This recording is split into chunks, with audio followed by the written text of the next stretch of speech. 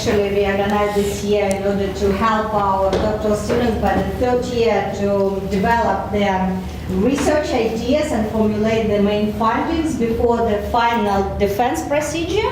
And today we have Elvira Grinberg with her excellent presentation on knowledge management system. And this year I think we have more than 3 doctoral students, right, from the knowledge management area. Related somehow. Yeah, related, yeah, somehow. And as usual, we have 15 minutes for presentation, and also we have 2 discussants, Professor Kudryavtsev and Professor Lisovskaya.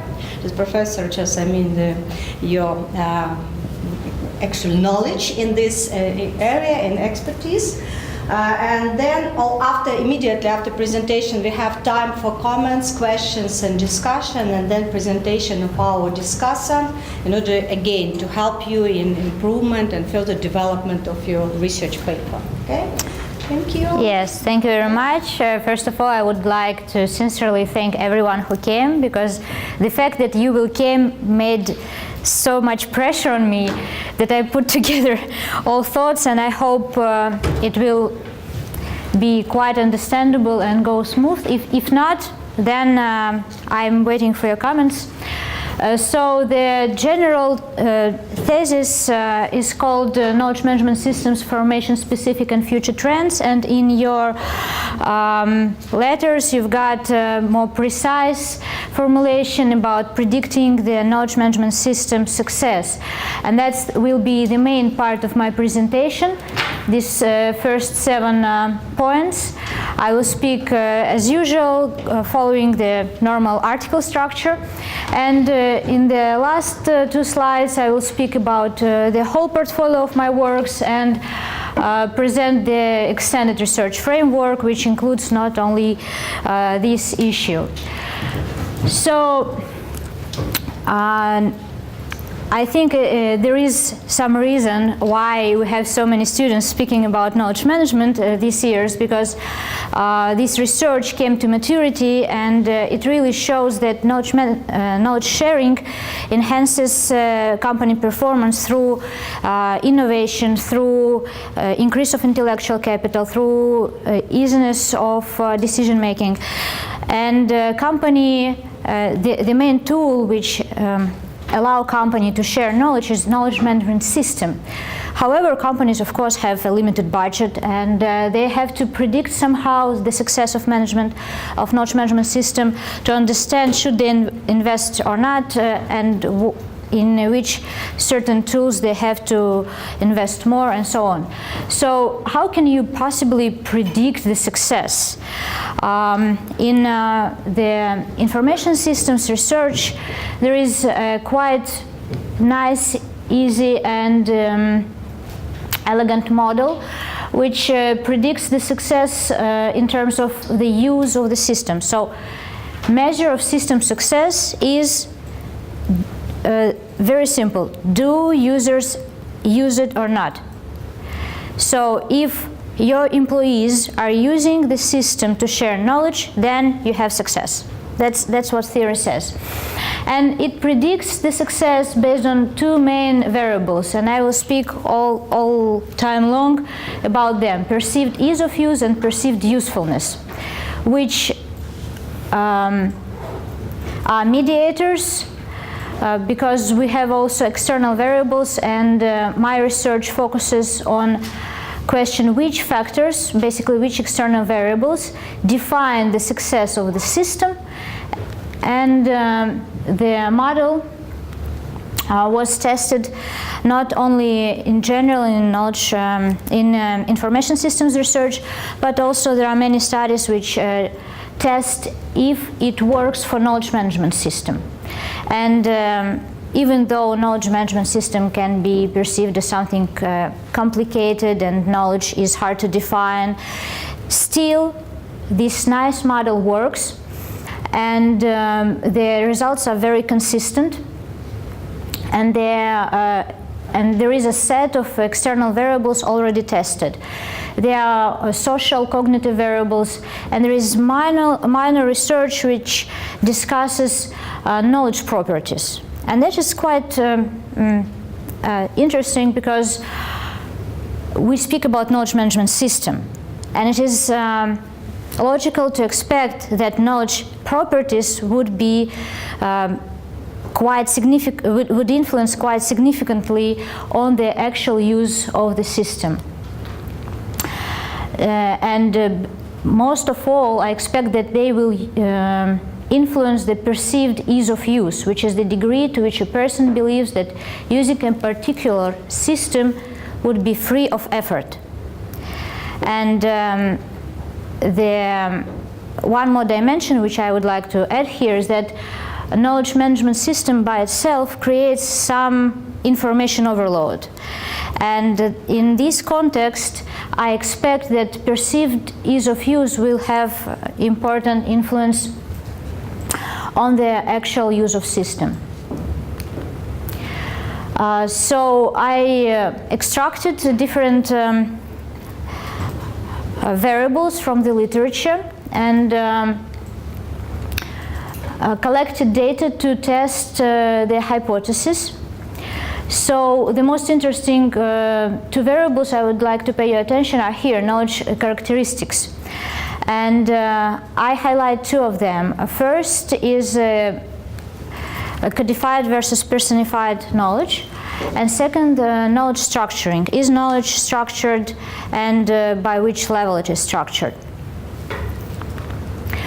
And here's a level of knowledge structuring. This framework we have developed together with my great co-authors Miroslav and Dmitry and Tatiana Albertovna, of course, in our publication, which was in Strategic Change Journal. And I used that approach, already published, to classify 11 tools which I studied in one company. And I analyze those tools according to the variables I presented on the previous slide. Is knowledge codified or personified? Is there a voluntary use of knowledge?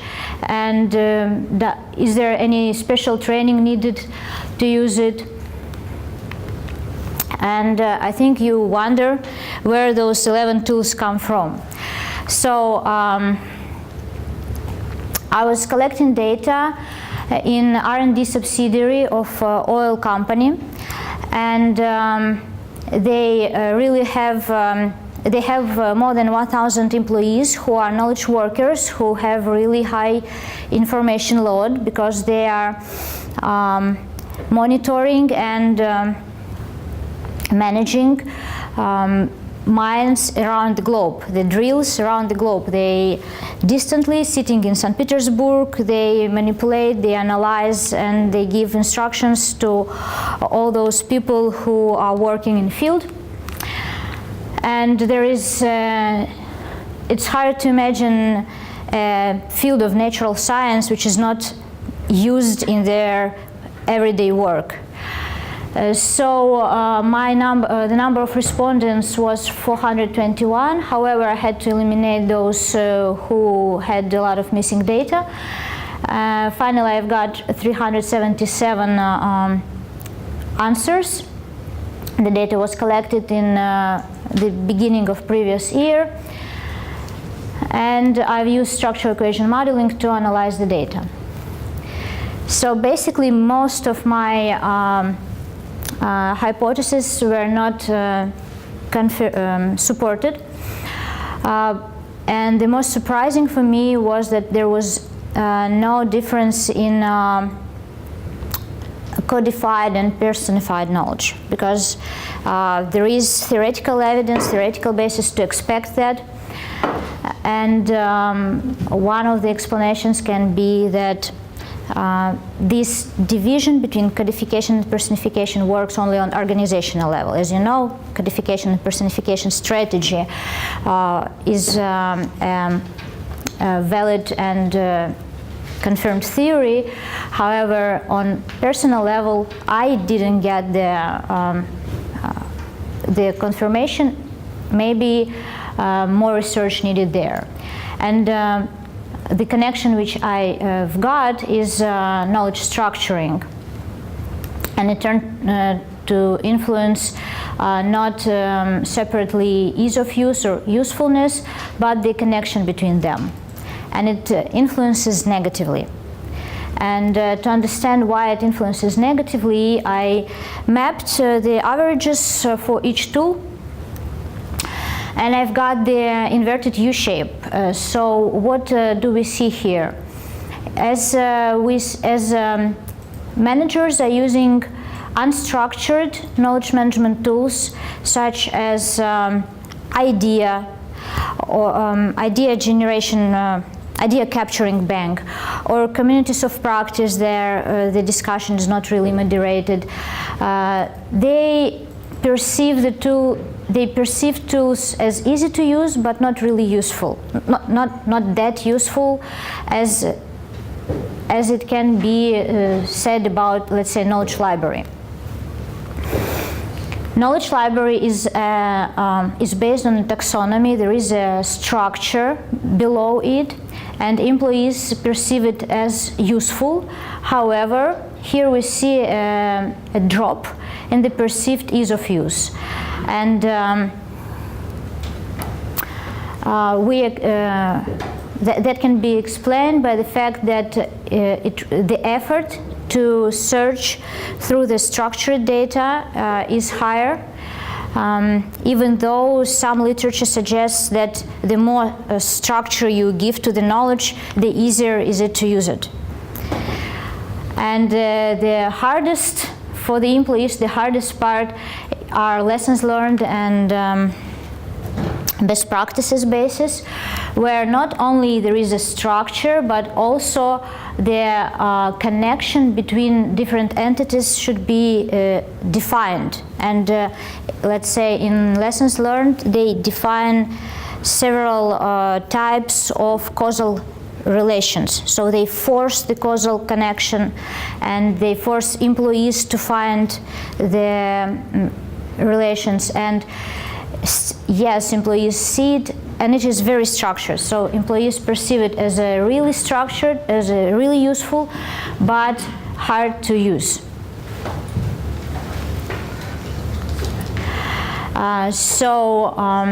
I suppose that this study contributes both to the research of technology acceptance model, related to technology acceptance model, since it adds one more variable, but mostly it contributes to the knowledge management field, highlighting the importance of such concept as knowledge structuring.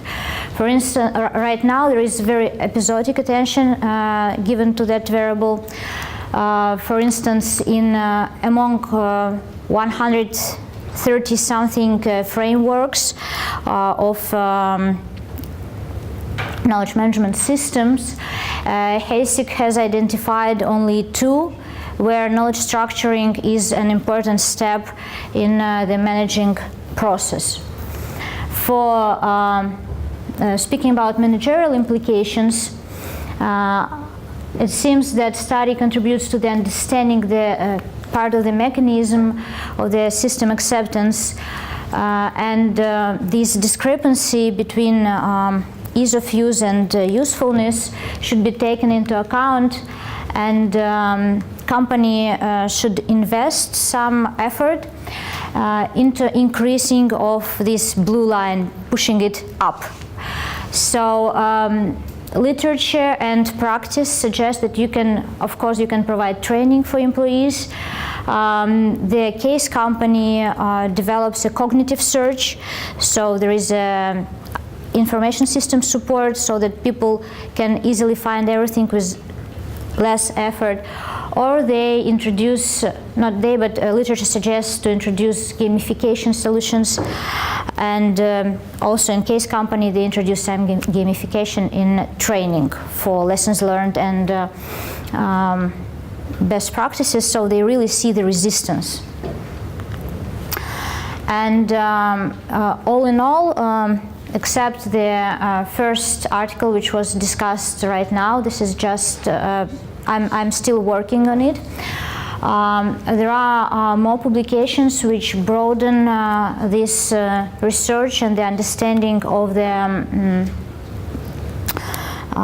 knowledge management success factors. And the papers, which are 6 public articles and 1 book chapter, I think, and 1 conference paper, which is not transformed into an article yet. Others are just transformed, so I don't put them here. They, in a very broad and general sense, look as follows. So there is one study about knowledge management system and its structure and its components. There is like a separate stream of my publications about influence of education of knowledge managers on the knowledge management system, and everything what I was speaking before was about knowledge workers. So I distinguish those 2 actors and analyze the success factors in this framework. Okay, thank you so much. Perfect timing, actually. Just 6 seconds left. Thank you. Yeah, thank you so much. Those 6 seconds were full. Thank you. Yes, please, questions. Yeah. Go ahead. Elvira, thank you for your clever speakers. And thank you for coming. You mentioned about the properties of knowledge. Yes. At the very beginning. Usually I would say properties like size of the file, the date of when it was created, and stuff like this. Could you clarify what properties in your context is? Size of the file. Yeah, you mentioned properties of knowledge. You speak about. What is the properties in your case? What does it mean, actually, Yeah. the definition? Yeah. So I could define properties through dichotomies which are presented in literature, and there are really many characteristics. The most cited ones are tacit versus explicit, individual, organizational, group.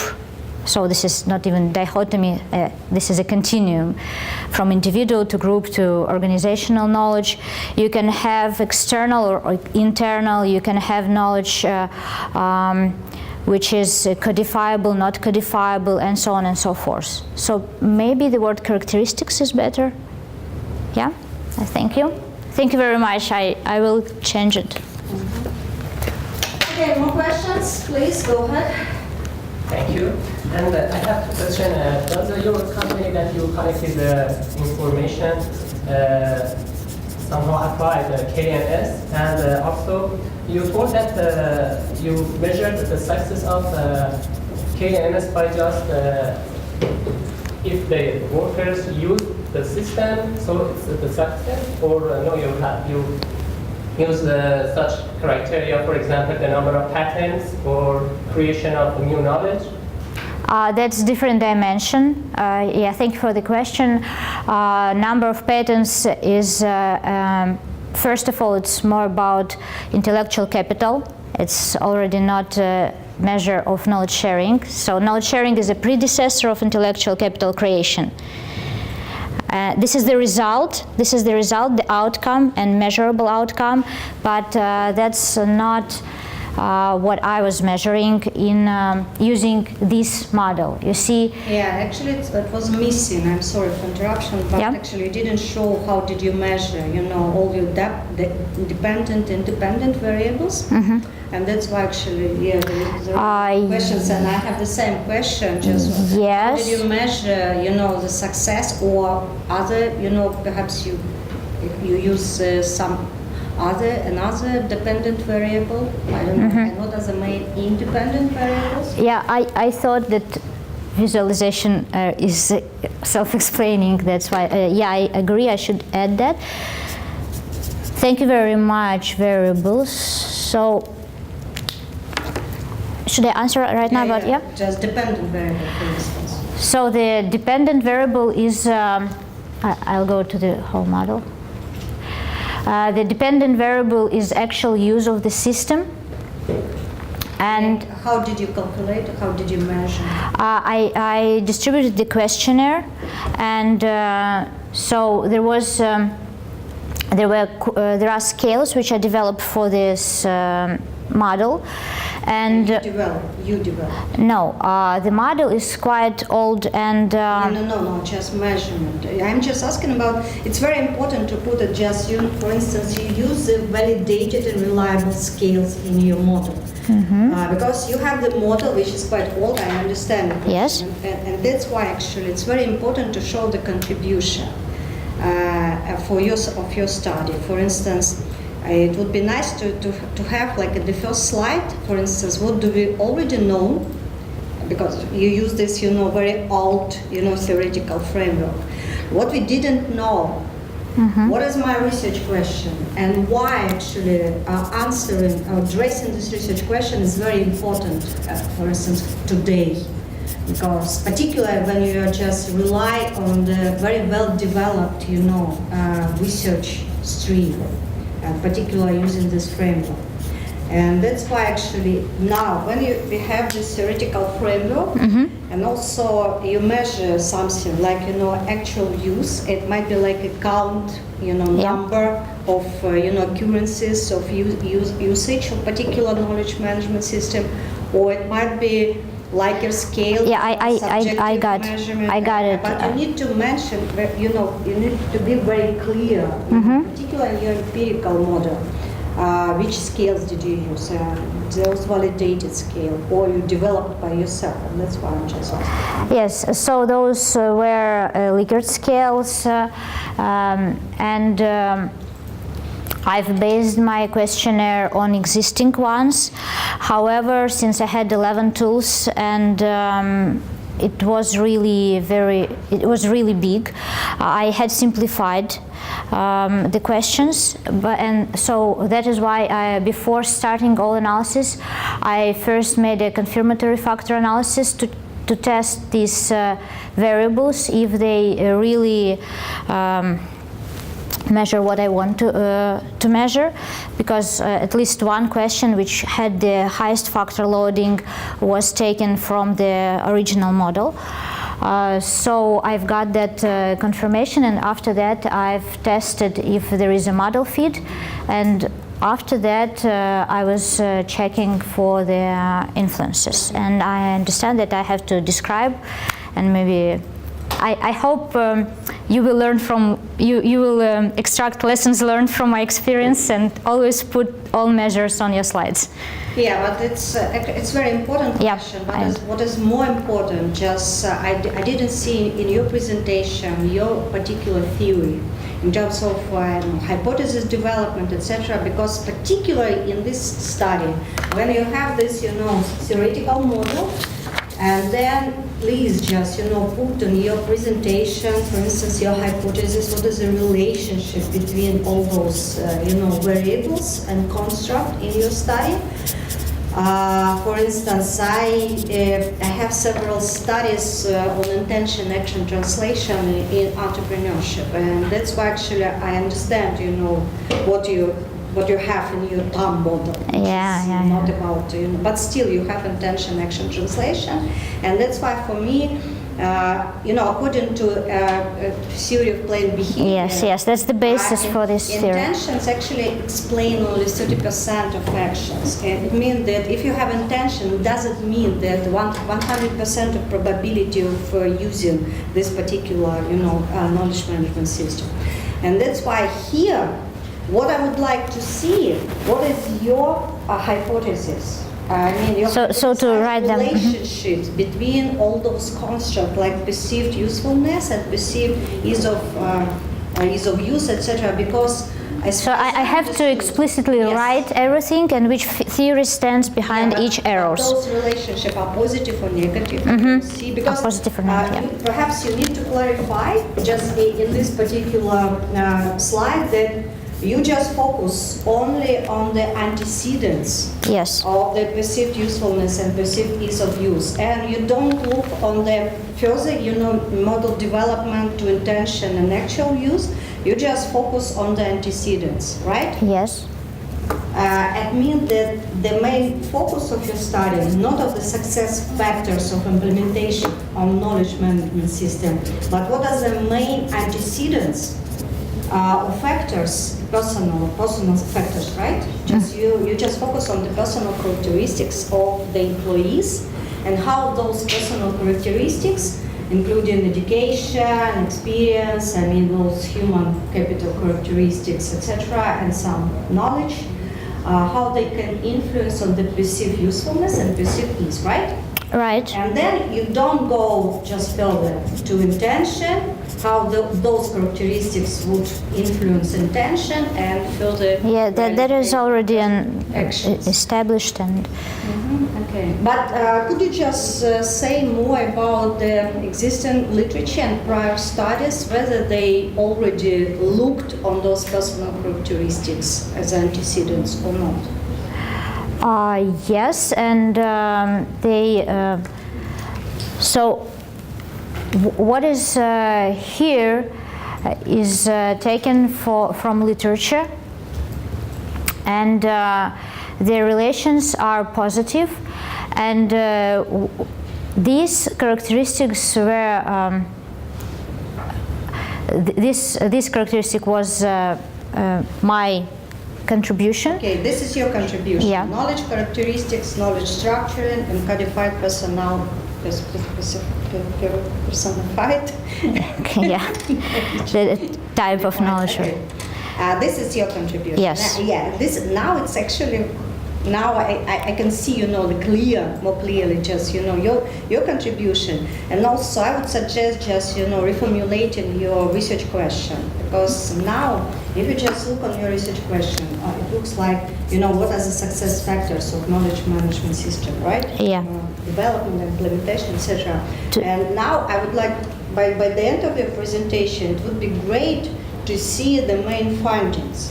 For instance, if you have the research question, it means that you should have at least one slide with the main findings, which show how did you answer your research question. Because it was what is the main success? Could you just, tell me now? The only thing which I have found is knowledge structuring. Okay, this is Yeah. only one success factor. Knowledge structuring. That is besides. Defines. No, that is besides the existing set of external variables which also predict. No, I'm just talking about your particular study. If you have the research question, what are the main success factors? And now I would like to hear what are the main success factors according to your empirical study. According to mine, it's not structuring. Yeah, and now you can see that it's not just now. Yeah. And that's why, please just think more about the reformulation of your research question. Okay? Okay. Because I think it's your main idea was not identify the success factors, but rather the antecedents of those, cognitive characteristics of perception. Yes. I just went down the theoretical logic. But it doesn't mean that perceived usefulness and perceived ease would really mean the success of knowledge management system. That is why I was checking it empirically, all together. So having the survey where I had not only this and that, but also intention to use and actual use to see if it really goes this way. Yeah, but it's also very strange that you didn't actually give any support about those personal characteristics for education, experience, gender, etc. That's why it sounds here the explanation is rather simple. Those characteristics by themselves really may or may not influence, while I should do more data analysis to check for mutual effects. So what is in some studies found is mutual effect, not separately, and I have simply to calculate more. To do more calculations and to check. So I would say like a configuration, just using more configurational approach in order to identify which particular configuration personal characteristics might be more beneficial for those relationships which you would like to identify. And again, just think about just, reformulating the research question, because for me it looks like, just I got the idea, yeah. Just be more precise, in your research question, and it should look like, like what are the personal characteristics, what are the main antecedents in terms of personal characteristics for the perceived usefulness and perceived ease. Just, I don't know, perhaps okay. You have the construct name for both concepts. I don't know. Just this is my suggestion. Otherwise, just having this very broad research question and very little actually contribution in terms of identifying only one factor among out of 10 or 8. Thank you very much. Yeah, just an idea. And also regarding your empirical study, you said that you just deleted some respondents from analysis because of the missing data. I would suggest just you need to look on some possible measurement which you can use how to deal with missing data, not eliminated those data from your analysis. But there was a really big part of the data missing, and but I mean you don't need to delete all those data from your analysis. If you have okay. missing data. You can use at least 2 different tools for dealing with missing data, just not deleting. Okay. You can just put average score, or you can use some other methods. Just there are a lot of methods in econometric analysis, and you can use it. Just you don't need to delete them, just in order to have more data, more sample for your analysis. Okay. Thank you. I will consider that. Yeah, go. Excuse me, I couldn't understand. What is the KMS system in the company?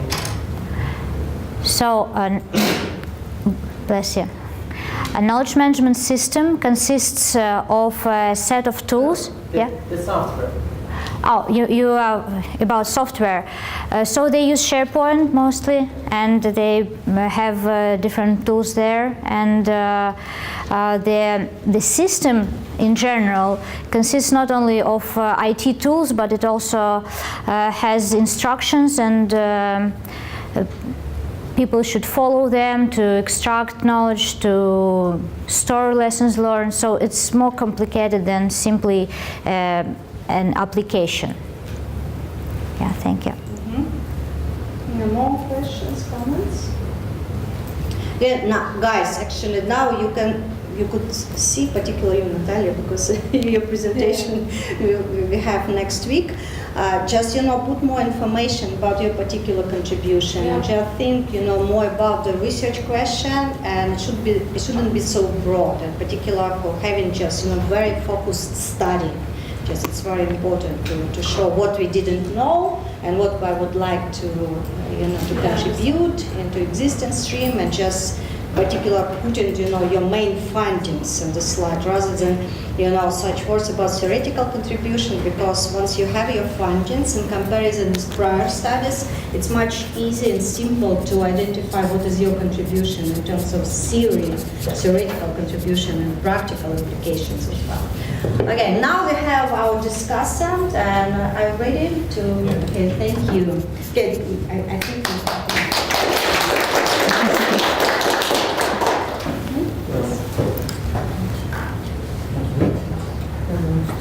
Yeah, please, we have one video.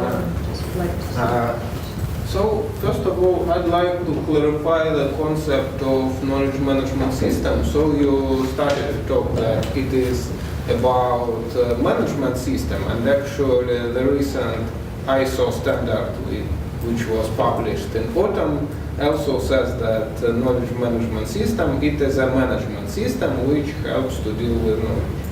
And that's why it's interesting to understand what system did you study here, whether it was information system or management system, which includes also processes, motivation of people and stuff like that. And if you use management system, the next question will be what scales did you use when you analyzed these variables, since this model was taken from information system research, and so system was considered as information system. But you are studying organizational system, management system, and it may be a bit different. So would you clarify this? Okay, as I just have answered that in general, knowledge management system of course consists of processes and motivation. However, my study is focusing on tools, and those are information tools, and the system is information management support for knowledge management system, I would say so. And this approach was taken in a large set of studies, and it was proven to work for this concept. So there is a large set of studies which says, yes, we can use technology acceptance model to check if tools for knowledge sharing work, even if it is such soft tool as communities of practice. Okay, but could you open the list of tools, please?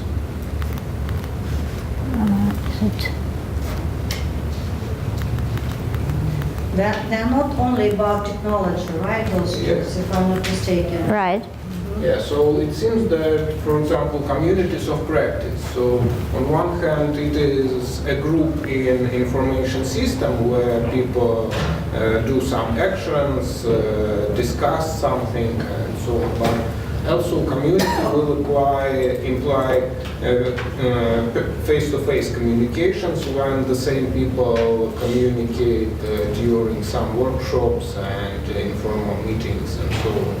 So whether you consider all this stuff when you analyze these communities, or whether you just analyze IT visible part of community work. Communities of practice, as we speak about it as an example, in the given company supposes that employees participate actively, and even though if they can have some discussions face-to-face, it's quite complicated considering that the company is distributed geographically, and experts are also very distributed, and they rarely can have the opportunity to have face-to-face meeting. This is a separate event, and all experts come together and speak. So I would say that even though there are like 1, 2, 3, 4 tools which suppose people-to-people interaction, anyway, that interaction happens through the platform. So your assumption that all the scales which was suggested for information systems can be applied here, and no additional scales are necessary here in order to reflect some aspects of management systems? Yes, I suppose so, based on the previous research which was testing those soft tools for the knowledge sharing in appliance to technology acceptance model. Okay. Another question regarding knowledge structuring. Do you have any scales for knowledge structuring, or how did you measure this, since you demonstrate that it influences some relationship? In information systems research, there are quantitative scales which measure nodes, arcs, levels of hierarchy, and so on. But those tools are very specific for each certain situation, and the tool can evolve. There can appear more levels of structuring.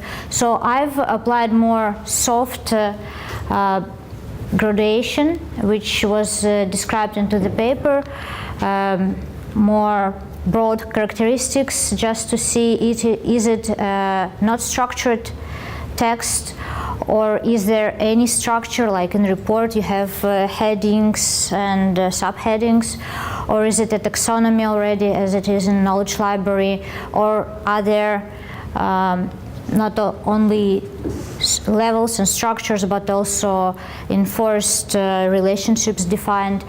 Only by these characteristics I think it is valuable to analyze knowledge structuring, because you can apply it to broad set of tools without necessity to measure number of arcs and nodes, which is not probably possible for communities of practice, not for social graph, of course. I mean a tool, not the result of the tool here. And the technology acceptance model also works for predicting the success. So even if you don't have the tool in place, but you understand roughly the level of structuring, you can elaborate on that and say, okay, if I predict, if I suppose that I will have such and such connections and they have to be there, then I should consider this discrepancy between ease of use and usefulness. So am I correct that you didn't have any special scales for knowledge structuring, but rather you classified all the tools into different levels Exactly. of structuring, Yeah. Thank and then you calculated the same model of relationships 11 times for different tools, and then Right. compare whether some of them influence more or less. But in this case,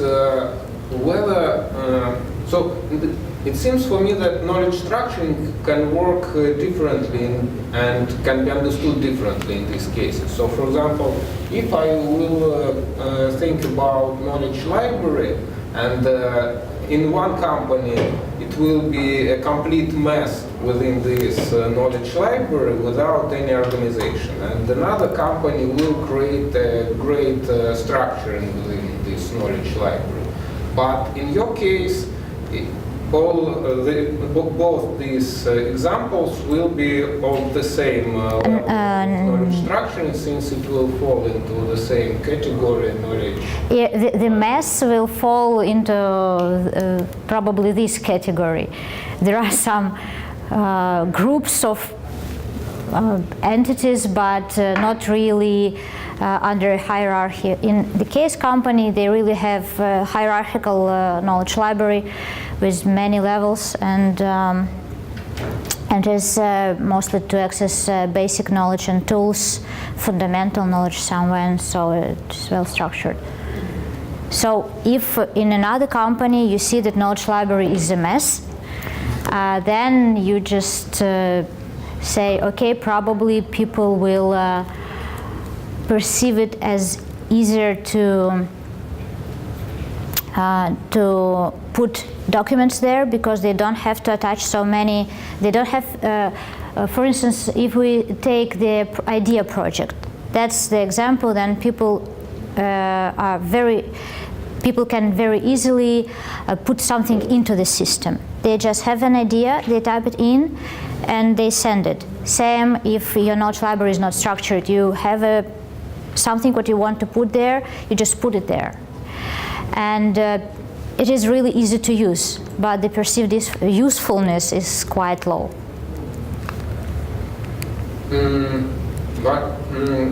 We can have a long discussion, really. No, I think perhaps, I like those questions, but perhaps you can just, provide some suggestions for how to deal with those problems you identified. Yeah, because just more about suggestions, because we already had a question, Okay, so maybe Regarding suggestions, I would suggest you to think about the way on how can you measure some kind of another dimension of knowledge structure. Since, for example, if we think about document library or knowledge library, so how can you differentiate different type of structuredness of this library? Otherwise, you just say that we have library and it is considered that everything is okay. Maybe. Yeah, I got it, and I know which stream of research I should look up to see that. Thank you very much. Okay, thank you so much. Yeah, please, now we have one more discussion, Professor Lisowska. Just close the door.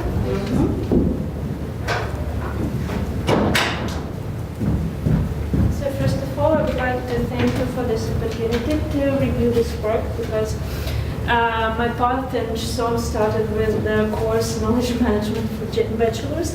I'm from another part of study, I'm Human Resource Manager, and for me the general advantage or application of this work is that it's managerial, it has managerial applications, because as Elvira said, the managers can understand what to employ, what to do, in which systems we can invest. For example, it's useless to invest in one system because nobody will use it because of the perceived uselessness and so on. So I even have some notes. For me, it was really cool to understand the mechanism. Also, for me, it's important that Elvira shows that there are some factors that company can really influence on them. So this traditional model, as you said, it's old-fashioned. No, it's not old-fashioned. You can use it, and it can help you to find out some positive results. As to my progress assumptions or some questions, it was said that you have 100 employees from one company, it's oil company, and it's research and development. My question or assumption 1,000. is it, yes, 1,000, is it possible that the context can influence on your model? Because probably they are knowledge workers, probably the context of this company or some features can influence on your results. So if I will read your thesis, probably your findings will be only for this industry, so something like this. I don't think that there is industry specific, but there is definitely the specificity of workers, and that is why here I highlight that one part of my study is dedicated completely specifically to knowledge workers, and thank you for highlighting. I probably should dedicate some time explaining why it is important. It maybe sounds quite self-evident that we should focus on knowledge workers when we speak about knowledge management, but I'll say it explicitly in my next attempt. So I think it can be generalized to studies related to knowledge workers who use knowledge management systems. Okay, yeah, so it's just an assumption. And also the thesis is called that knowledge management systems, formation specifics, and future trends. I didn't find out the future trends, what you're trying to suggest, what are the future of this? One of the trends I see in the proposed managerial implications that companies will put effort on decreasing the effort, and we already see that that ontologies and cognitive search is used to ease the search of the documents, to make it to give the answer before employee has the question. That's the trend right now, and another trend is gamification. It partially also is aimed to decrease the complexity of the work, to make it more easy and game-like. Yeah, So, and the final assumption that Glenn has already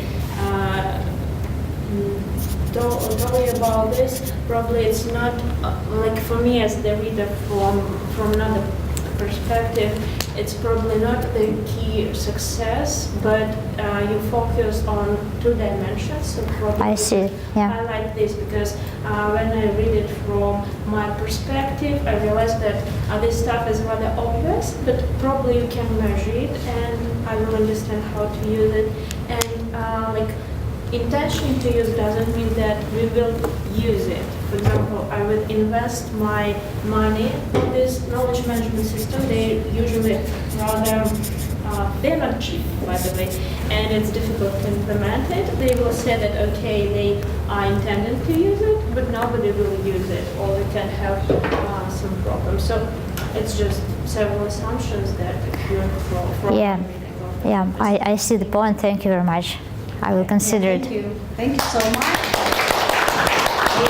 Actually, regarding the future research direction, I think it would be very nice to look on the moderators between intention, action, translation, and particularly in the modern environment, because this STAR model was developed quite 20 years ago, right? Right. Yep. And that's a particular now, having just our modern context in our organizations. Perhaps we could identify quite different moderators which are now important and can enhance or accentuate, those relationships, and translation from intention to use to real actions. And perhaps some, people, employees, they can even just, express their intention explicitly, but in reality don't use it at all and just prefer to use something different. And we are talking not only about technology-based, right, knowledge management tools, but also some other tools you mentioned. Yeah, really. Formal communications and all other stuffs, because all those tools are very important for knowledge sharing, not only knowledge development, but also knowledge sharing, which also one of the success factors of knowledge management system and performance outcomes, actually, just of the organization, right? Yes. So This is your final thoughts, please. yeah, I'm thinking that I should maybe make a step back to theory of planned behavior to see this picture from another point of view. So my final words would be that this is extremely useful seminar. My perceived ease of use was really low. But perceived usefulness is completely, is very, very high. So I didn't even expect to get so many constructive suggestions, and now I have a clear understanding how to present and how to develop my study. So thank you very much to everyone. Okay, thank you, Elvira.